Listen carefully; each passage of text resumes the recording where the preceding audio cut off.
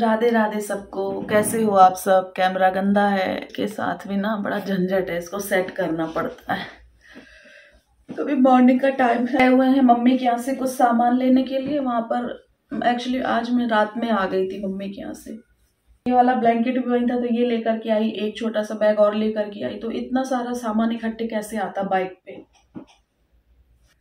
कपड़े थे कुछ और मेरा लैपटॉप वाला बैग। तो मैंने कहा जाओ ले आओ जाके, फिर तुम काम से चले जाओगे। अभी भी कोई आया था तो वो जस्ट अभी गया, तो ये मम्मी के यहाँ चले गए। और इस तरीके से दिन बीत रहे हैं। कभी लगता कोई काम नहीं है, कभी लगता बहुत सारा काम है। और अभी तो बहुत बहुत बहुत सारा काम आने वाला है। जैसे कि मैं आपको बता ही चुकी हूँ कि मैं शिफ्टिंग कर रही हूँ। मैं उठ तो बहुत पहले की गई थी, मेरी आवाज़ से लग रहा होगा तो जैसे मैं अभी सो के उठी। मतलब उठ तो काफ़ी पहले की गई थी, बट मेरा ना ब्लैंकेट से निकलने का मन नहीं कर रहा था। बहुत गुलगुल सा, इतना सुपर सॉफ्ट ब्लैंकेट है। और मैं झूठ के बोलूँ, मैंने सबसे ज़्यादा सॉफ्ट यही ब्लैंकेट अभी तक ओढ़ा है। मतलब और भी सॉफ्ट ब्लैंकेट लिए हैं, पतले वाले भी हैं, मोटे वाले भी, बट ये मुझे फर्स्ट नंबर पर लगा। क्योंकि और वही तो मैं कह रही थी, कितना गुलगुल इनसे। मॉर्निंग में तो कह रहे थे कि इससे भी सॉफ्ट आते होंगे। मैंने कहा हाँ इससे भी सॉफ्ट आते होंगे, ये तो सिर्फ 4,000 का है। और भी महंगे महंगे कंबल आते हैं 10-10, 12, वो कितने सॉफ्ट होते होंगे। तो इससे निकलने का मन ही नहीं करता। तो मैं उठ गई थी काफ़ी पहले की, बट मैंने ब्लैंकेट छोड़ा है थोड़ी देर पहले ही, अभी हुआ है 10-15 मिनट ही। फटाफट से पैक हो गई। ठंड बहुत है। पैक क्या होगी, एक कुर्ती देख रहे हैं आप, वहाँ पे कुछ कपड़ा नहीं था कल। टी शर्ट कॉटन वाली बची, बाकी सब धुलने को हो गई थी।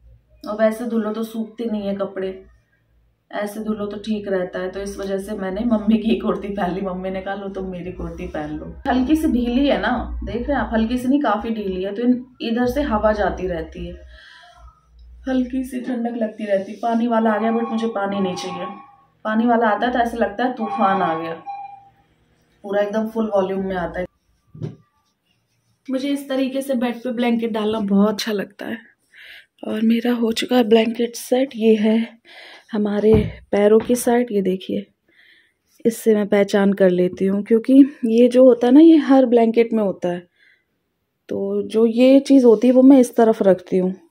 तो इस तरीके से मेरा सर का साइड अलग रहता है और पैरों का साइड अलग रहता है। मैं तो ऐसे करती हूँ, मैं पैर वाला साइड सर की तरफ से नहीं ओढ़ सकती हूँ। मैं पहले भी बता चुकी हूँ। मतलब मेरी है ये आदत पर्सनली कि मैं नहीं ऐसे कोई भी ब्लैंकेट ओढ़ पाती हूँ। तो मुझे बहुत अजीब सा लगता रहता है, थोड़ा हाइजीन के पर्पज से या बोल लो। तो अभी मैं जा रही हूँ, ये क्या है, कुछ पेपर से यहीं पर छोड़ गए। अभी मैं जा रही हूँ कपड़े धुलने लगा दूँ। सबसे पहले कपड़े धुल रहा हूँ तो आधी टेंशन मेरी ख़त्म हो जाएगी। और मैं सारे कपड़े धुल डालूँगी, भले ही मुझे कितना भी टाइम लगे, सारे कपड़े धुल डालूँगी।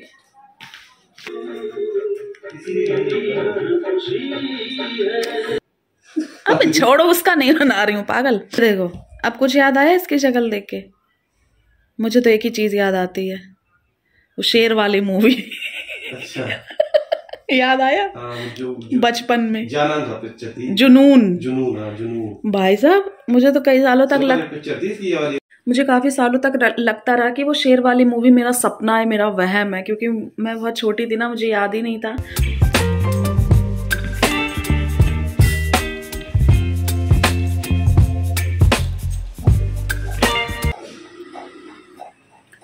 वॉशिंग मशीन की आवाज़ सुनाती हूँ आपको, देखिए कैसी हो रही है।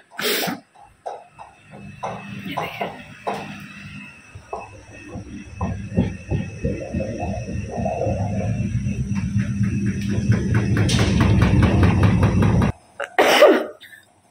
इसको सही कराना है, कराऊंगी अब।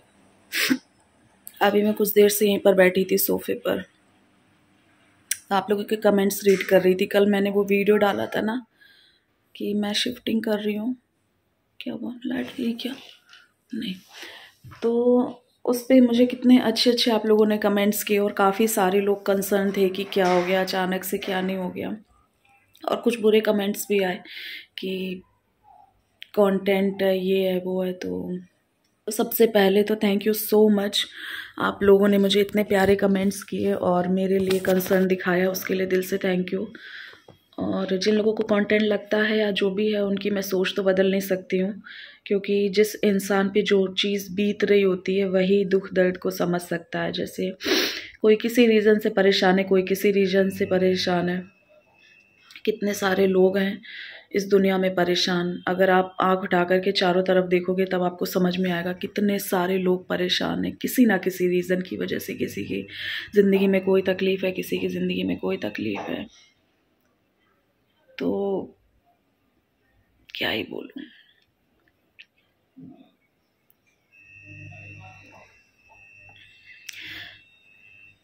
मैं बस इतना कहना चाहती हूँ कि जो लोग मुझसे सही से पूछ रहे हैं क्या है, क्यों शिफ्ट कर रहे हो अचानक से, तो मैं आपको सब बात बताऊंगी, तसल्ली से धीरे धीरे बताऊंगी। बट हाँ, फिलहाल बस इतना है कि कुछ दिनों में हम लोग, लाइट गई, कपड़े इतने धुलने को हैं, आ जाए तो गनीमत है। मैं स्पेशली कपड़ों के लिए रुकी हुई हूँ क्योंकि काफ़ी दिनों से ऐसी कंडीशन बन रही थी कि कभी इधर कभी उधर भागा दौड़ी, ये सारी चीज़ें है ना, काम से इधर उधर, और फिर उस चक्कर में कपड़े रह गए। वहाँ मशीन नहीं है, हाथ से धुलना बहुत पॉसिबल नहीं हो पाता क्योंकि मम्मी भी बीमार रहती हैं। तो बस ये सारी चीज़ें हैं। तो ये सब मैं सोच रही थी बैठे बैठे कि मतलब क्या ही बोलूँ। पता है, मैं बातें करते करते अचानक से बात भूल जाती हूँ कि मैं क्या बात कर रही थी। और ये मेरे साथ व्लॉगिंग में ही नहीं, नॉर्मली डेज में भी ऐसे ही हो रहा है। इनसे अभी जस्ट मैंने कोई बात कही और मैं कह रहे अरे अभी तो बताया था। तो मतलब मेरे माइंड की ऐसी कंडीशन हो गई है, पता नहीं क्या किस वजह से, कि मैं चीज़ें भूलने लगी हूँ थोड़ा सा। देखिए कुछ भी हो गया, थोड़ी बहुत टेंशन तो रहती है, और मैं इस टाइम बहुत बहुत टेंशन में चल रही हूँ, बहुत परेशान हूँ। और कहते हैं ना, दुनिया के गम देखो तो अपना गम कम लगने लगता है, बस वही चीज़ है। दुनिया में इतना सारा दुख है, इतना सारा दुख है कि मैं क्या ही बताऊं।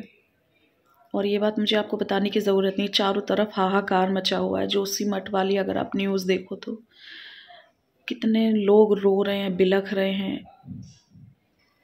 मैंने यही सोचा कि सच में भगवान कब क्या परिस्थिति ले आए। मैंने जो फैसला लिया है वो हम लोगों ने सोच समझ के, होश आवास में शिफ्टिंग का जो सारी चीज़ें एक प्लानिंग करके है ना, वो सारी चीज़ करके, सारी चीज़ एनालाइज करके, सब करके किया है। बट अचानक से उन लोगों के ऊपर कितनी भारी आपदा आन पड़ी है, उन्हें अपने पुश्तैनी घर छोड़ के जाने पड़ रहे हैं। मैंने इस चीज़ को बहुत डीपली सोचा। देख तो मैं न्यूज़ काफ़ी दिन से रही हूँ, बट मैंने इस चीज़ को अभी डीपली सोचा कि उनको तो कुछ प्लानिंग भी नहीं होगी, उन्हें तो कुछ पता भी नहीं होगा, और उनका घर तो लिटरली धस रहा है, टूट रहा है, जो भी बोलो। उनको कितनी तकलीफ होगी। जब मुझे हद से 1.5 साल हुआ है, तो मैं इस घर को शिफ्ट कर रही हूँ, तो मुझे बहुत सारे थॉट्स मन में चल रहे हैं, बहुत सारी चीज़ें हैं। एक एक चीज़ को मैं देखती हूँ तो मुझे दिक्कत होती है, दर्द होता है, दुख लगता है कि कैसे तिनका वो तो पुश्तैनी मकान है, उनका तो पूरी पीढ़ी दर पीढ़ी बीती हैं, लोग शादी करके उसी मकान में आए, बच्चे हुए हैं। पीहू नहीं है बेटा।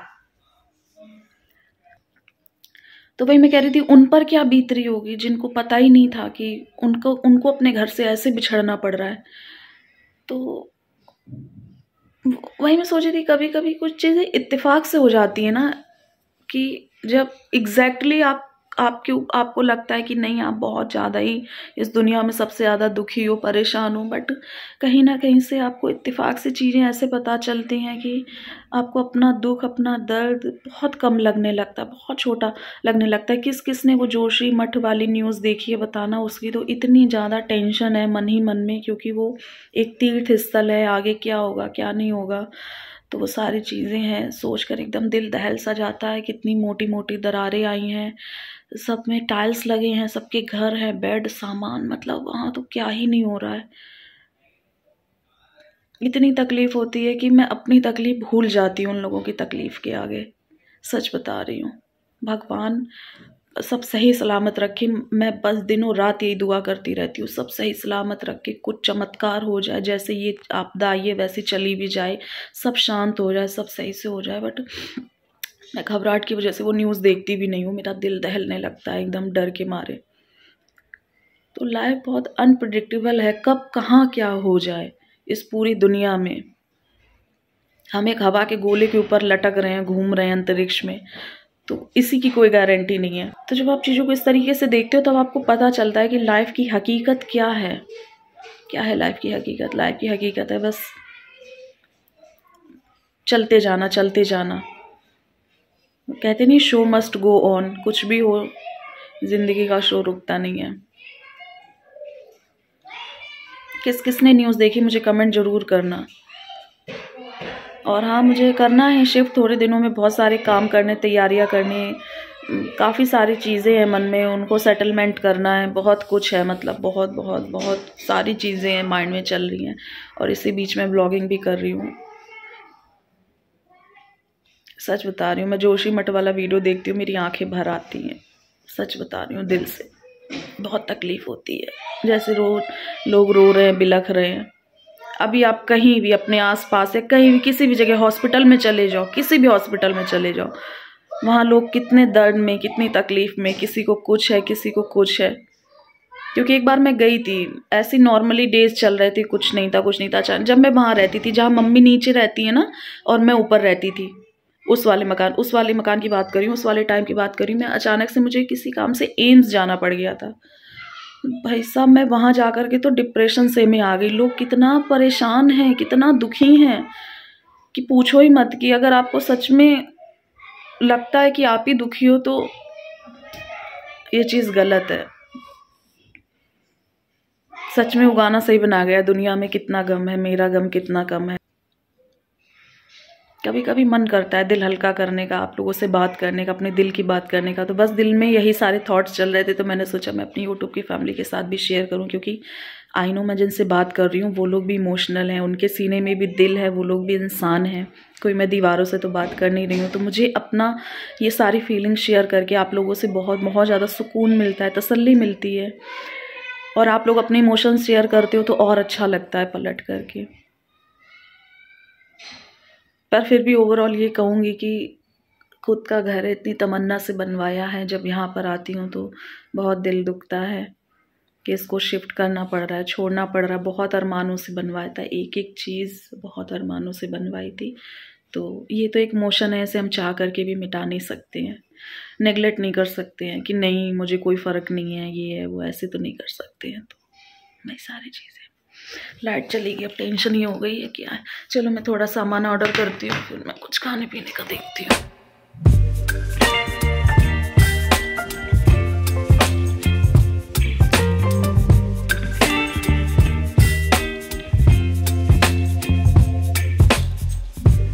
तो इसमें जितने टेढ़े मेढ़े लड्डू दिख रहे हैं वो मैंने बनाए हैं, और जितने अच्छे दिख रहे हैं एकदम एक जैसे वो मम्मी ने बनाए हैं। इतना बचा है तिल, केवल मैंने अपने हैंड वॉश कर लिए। मम्मी ने कहा मैं बना लूँगी, थोड़ा सा रह गया है, इतना और बचा है बस, बाकी सारे बन गए। तो भगवान जी के लिए निकाल के रख दिया। मैं ले सकती हूँ मम्मी? तो जितने ऊबड़ खाबड़ है ये मेरे हैं, कोई से ले लो, अपने वाले ले लेती हूँ। नहीं तुम्हारा लूँगी मैं, मस्त। तो फ्रेंड शाम का टाइम था तो मैं आ गई थी मम्मी के यहाँ पर, और मम्मी ने बनाए थे तिल वाले लड्डू। क्योंकि आप लोगों को पता ही होगा मकर संक्रांति नेक्स्ट डे होने वाली थी, मतलब अब तो बीत चुकी है, तो इसी वजह से वो उसकी तैयारियों में लगी हुई थी। और नेक्स्ट वाला जो ब्लॉग होगा वो मकर संक्रांति का ही मिलेगा आपको देखने के लिए। तो लड्डू बहुत बहुत ज़्यादा सुपर यमी बने थे, और माँ के हाथ की कोई चीज़ ख़राब कैसे हो सकती है, बहुत टेस्टी बने थे। मम्मी बहुत टेस्टी बनाती भी हैं, एकदम सॉफ्ट सॉफ्ट, बहुत टेस्टी बनते हैं। मुझे टाइट वाले लड्डू पसंद नहीं आते हैं बिल्कुल भी। तो बस वही अपना मैं काम कर रही थी, सोचा ब्लॉग तो एंड किया ही नहीं तो ऐसे कर देती हूँ। और यहाँ पर मैं अपना एक ब्लॉग एडिट भी कर रही थी, तो मैंने थोड़ा सा क्लिप लिया है। और यहाँ पर पता नहीं बहुत कुछ इम्पोर्टेंट डिस्कशन चल रहा था, तो वही मैं बात कर रही हूँ। तो इस वाले ब्लॉग को फ़िलहाल मैं यहीं पर एंड करती हूँ। मुझे थोड़ा सा शाम के टाइम काम भी आ गया था, तो मैं वहाँ पर चली गई थी। फिर उसके बाद आई हूँ फटाफट मम्मी के यहाँ पर, फिर उसके बाद अपना भी काम करना था। तो इतना थकान हो गया, आप देख सकते हैं मेरे चेहरे से ही। मुझे मन कर रहा था मैं सो जाऊँ, बट सोना नहीं था, अभी मुझे और काम करने थे, मेरा सर थोड़ा सा भारी हो रहा था। तो इसी वजह से बात करने की भी इच्छा नहीं हुई, तो मैंने कहा चलो ऐसे ही ब्लॉग को एंड करती हूँ। तो चलिए इस वाले ब्लॉग में बोलते हैं टाटा बाय बाय, मिलेंगे नेक्स्ट ब्लॉग में। तब तक के लिए love you all, take care, bye bye.